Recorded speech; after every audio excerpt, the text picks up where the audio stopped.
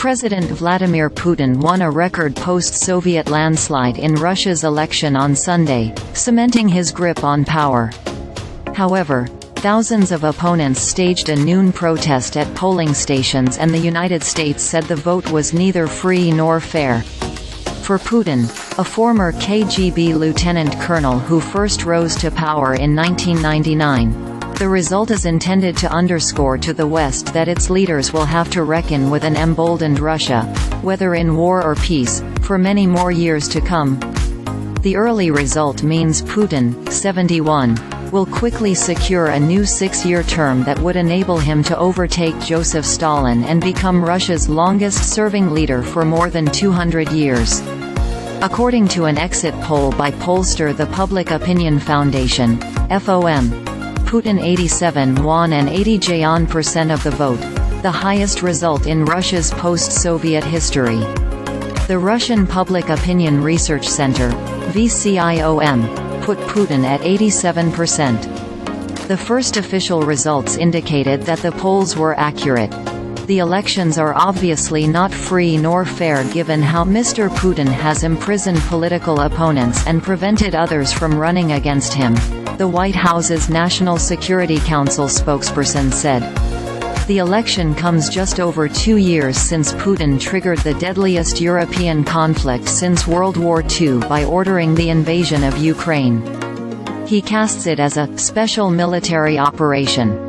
War has hung over the 3-day election. Ukraine has repeatedly attacked oil refineries in Russia, shelled Russian regions, and sought to pierce Russian borders with proxy forces, a move Putin said would not be left unpunished. While Putin's re-election is not in doubt, given his control over Russia and the absence of any real challengers, the former KGB spy wanted to show that he has the overwhelming support of Russians. Several hours before polls closed at 1800 GMT, the nationwide turnout surpassed 2018 levels of 67.5%.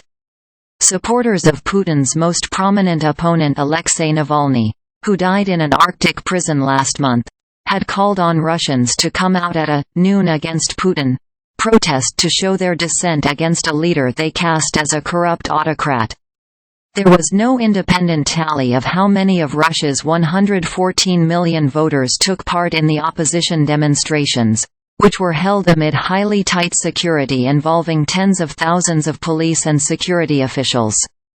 Reuters journalists saw an increase in the flow of voters, especially younger people, at noon at polling stations in Moscow, St. Petersburg and Yekaterinburg, with queues of several hundred people and even thousands. Some said they were protesting, though there were few outward signs to distinguish them from ordinary voters. As noon arrived across Asia and Europe, hundreds of people gathered at polling stations at Russian diplomatic missions. Navalny's widow, Yulia, appeared at the Russian embassy in Berlin to cheers and chants of "Yulia, Yulia."